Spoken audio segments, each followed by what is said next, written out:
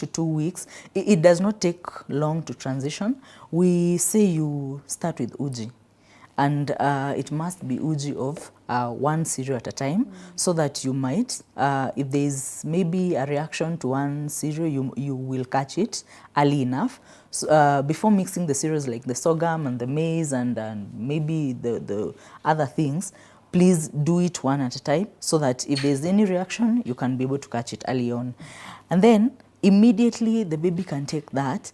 Then you can, as the baby progresses, that is like, 2 weeks after the 6-month birthday, then that baby is like 6 months and a half. So by the 7th month, that baby should be taking like a balanced diet. Yeah. So immediately you start weaning, please give your babies water. That is when you start now giving water. You give the uji, and then don't stop breastfeeding. Breastfeed as much as possible. Introduce the uji, maybe 2 spoons every, like 2 times a day. The first maybe few days, and then after that, as the baby progresses, you will see how they feed. So now you can either increase or decrease according to how your baby feeds. Don't as they go on, you can introduce fruits. You puree the fruits, like you mash them and then you pass them through a strainer. We don't advise on blended food because blended food is very smooth. Yeah. So as the baby continues and you blend the food, then it becomes an issue to swallow. Okay. So they cannot swallow solid foods when they are supposed to swallow solid foods, because they are used to the blended foods. So at first you puree the food, then you mash, then you chop. Okay. By 9 months, that baby should be taking chopped food. Is it in order to forcefully stop them from breastfeeding, which most of the mothers would do? No. If it's possible, it's okay to breastfeed even up to 2 years. Okay. If it's possible for 3, the mother. 4? Maybe. Now that is extreme. But it's okay still. That is only if at your own maybe I don't know, leisure or something. Yeah. But at 2 years you can actually stop the baby, and it's okay. They will have at least grown. You'll have given them enough nutrients, enough antibodies to fight for life. Okay, well, fair enough. And so let's get to that aspect of care, hygiene, and all that. Okay, so maybe. And I don't know why it feels like this is a real baby. Yeah. So maybe we can go to how to change a diaper and how to wash a baby. Yeah. So baby washing is not supposed to be done daily. Actually, immediately a baby is born, they are not washed. I know people say like, the nurse washed my baby. We don't wash babies. We actually just wipe them. Okay. That is to prevent heat loss. Babies lose a lot of heat because they don't have like fat under the skin, not enough fat to like insulate them. Yeah. So we don't advise on daily washing of a baby unless in extreme circumstances. Okay, some mothers do it, but it's not really advisable. It's not even like it's necessary because they don't sweat that much. So you wash your baby every 2 to 3 days. So on the washing of a baby, you must like be prepared. Make sure the room is warm, very warm, and then for the water, make sure that you're testing it. We usually use the inside of your wrist or the elbow. You test the water. If it's burning you, it's very hot. If it's cold to your skin, then it will be cold for the baby. Yes. Normally, most mothers do not have thermometers in their house, so that's why we use that method. In that, after you've tested the water, make sure you've like planned your surface. You should be in a comfortable place, so that you're not moving up and down. And then put the towel, like the oil, the clothes of the baby, the diaper, put them somewhere easy to reach place, and then the water. You start with the head. You hold your baby like this. Okay. So you hold the baby like this, and then you dip without soap. You dip maybe cotton wool or a bathing towel into the water, and then you wipe the face. Okay. And then you wipe the eyes from the inside to the outside. dip the cloth again, and then wipe the other eye, so that you don't, if there's any infection in one eye, you don't cross contaminate. The other, Yes. Okay. After that, immediately after that, wipe the face, make sure it's dry, and then you go on to the head. To the head. Okay. Please don't plate your baby. Please don't. This is just a doll. This is just a doll. So the head, actually, babies lose heat through the head quite very fast. Okay. That's why we are washing it away from the karai. Okay. So the karai is here, and then you just hold the baby like this, and then you wash. Okay. You can Use use just a little bit of soap. Okay. They lather very easily. So you wash it and you dry. Okay. Make sure the head is dry. If possible, if you're not able, if the room is not very warm, you can maybe even put on a kofia.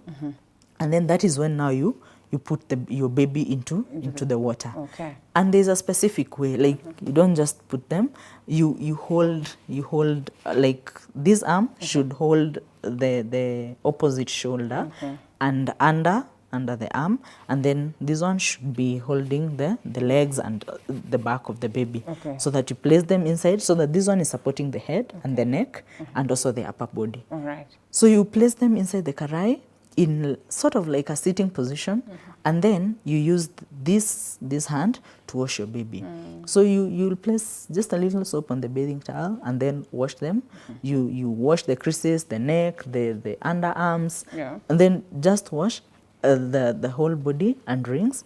And then when you want to wash the back, to like turn it this way. Okay. And then wash the back, and then wash the genital area. Yeah. And then from there, immediately, some babies love the water. So you can like allow them a minute or two. Allow them maybe a minute or two to enjoy the water, and then you remove them onto a warm towel, immediately cover them and start patting them dry. Patting them dry, do not like rub the skin. The skin is very sensitive. So pat them dry, make sure they are covered, and then you pat them dry. You can use the oil now to massage your baby. That's the time you massage the baby. But first, you put on the diaper so that they don't mess up your area. Yes, that's true. Yes. So putting on the diaper. Yes. So putting on the diaper is not very hard. My babies are quite small. The diapers are quite big. It's fine. We understand. Yes. Are quite big. So actually putting on a diaper is quite easy. What you look for, Linda, is these tags. The wings or something. Okay, yes. well. These ones should be at the back. Always. Okay. These ones should. So this is like at the top now. Yes. Okay. So they go at the back, and then this part goes in between the legs and over. Yeah.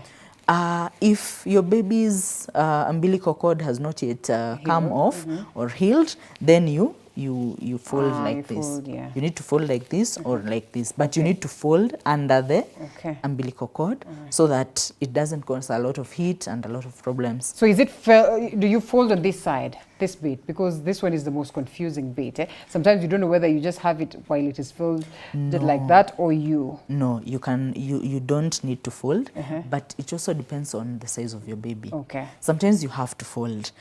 There are newborns who are like 4 kg. Yeah. This one is enough. Fits. Like you don't have to fold. Okay. But there are newborns that are underweight. They are so small. Sometimes you have to tuck. Even this side, sometimes you have to tuck around the baby, so that it like looks good on the baby, so that it doesn't bulge out.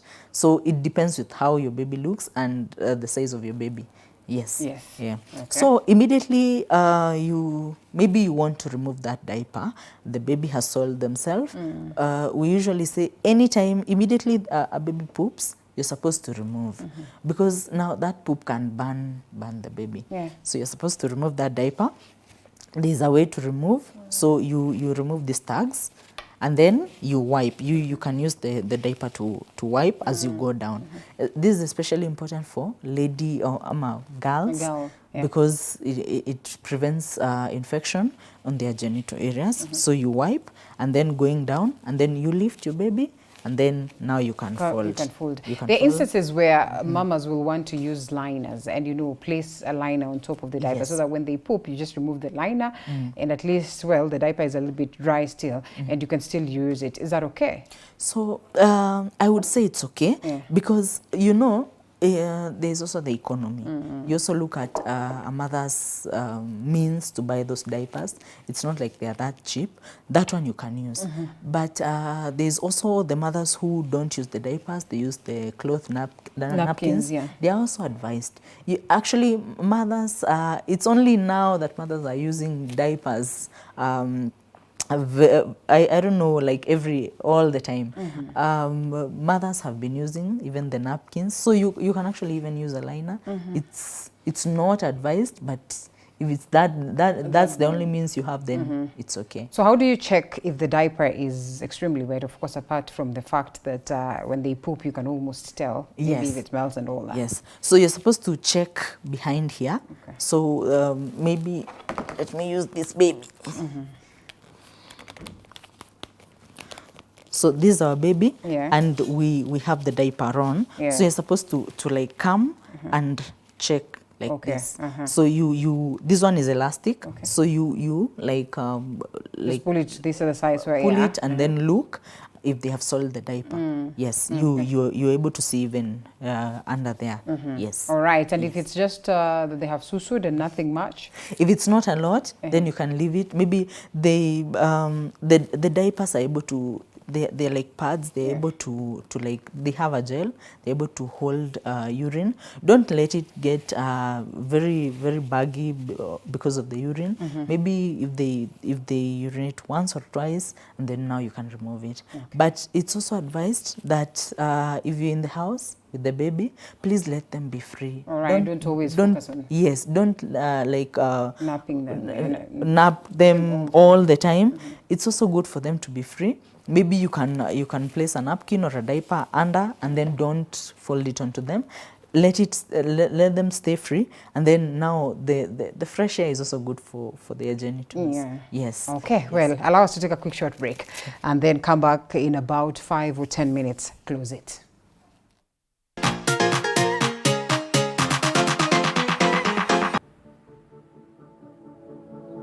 Yeah, like you see, these are the fabrics we use for the sofas. Yeah, there are different types of fabrics. Sabak. This is the best way to go. Eat color, eat raw, like this is alive. Well, 2022 is behind us. 2023 is here with us. What are your plans? We here at TV47's Morning Cafe have great plans for you. We're talking about information, we're talking about entertainment, we're talking about the greatness for the year. So make sure that you're always with us every morning.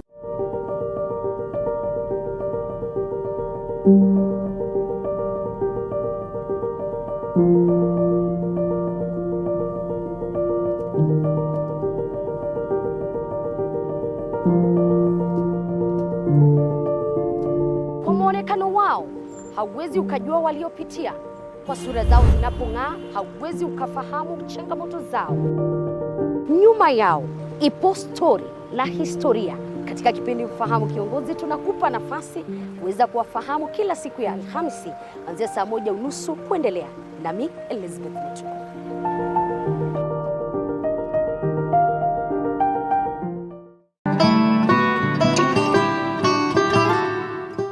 Your health matters, and Body Garage is here to guide you on it. Someone's, after using the medication, the virus number of the HIV in someone's body will start to go. My medication, wherever I go, I must make sure I'm committed to my medication. Yes. And Of untold stories.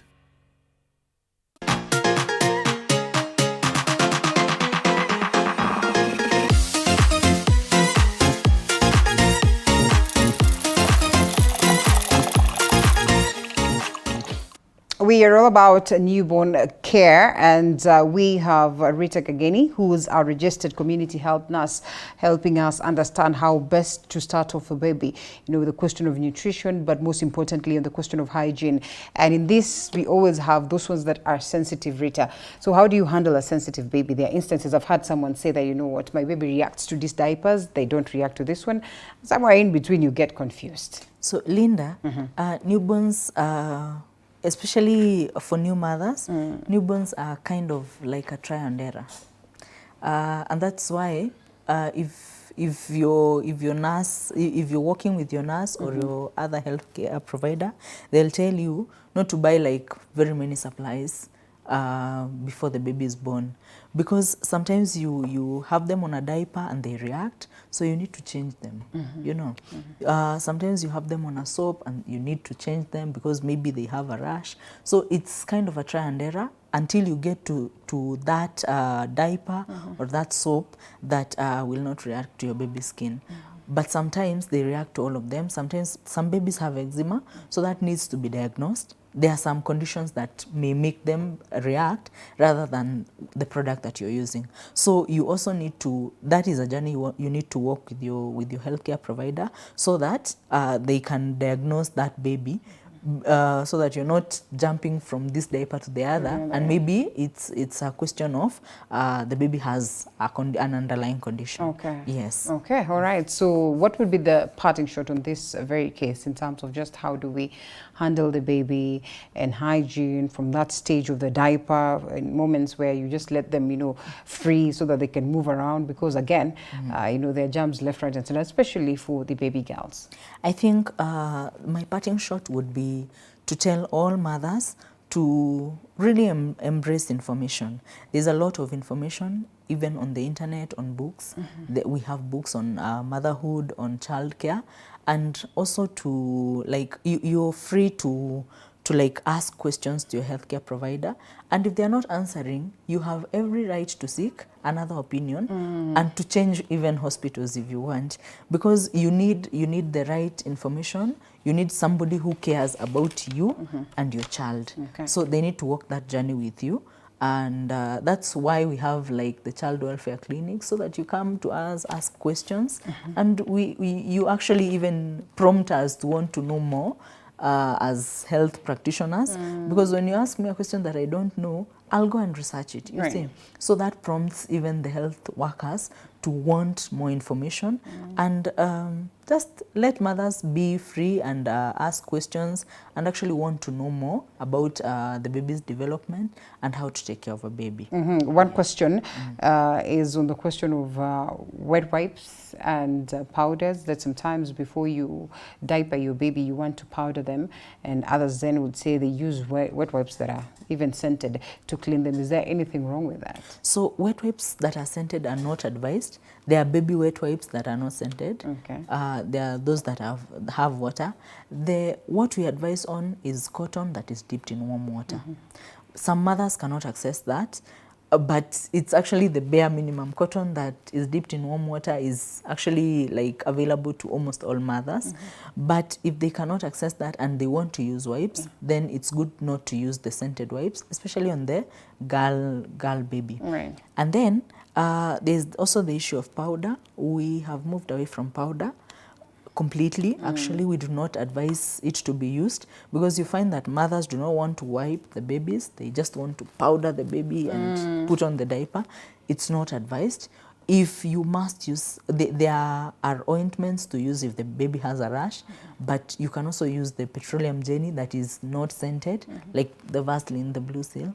You can, there are others like the Valon, you can apply on the baby before putting on the diaper. But powder is completely, it's not advisable. Yes. Well, fair enough. Rita Kageni, registered community health nurse, thank you so much for the great tips and insights. Some of these things you think are easy until it gets to you and you have a little baby and you do not know where to begin. That's the time you start calling Rita. What did you say?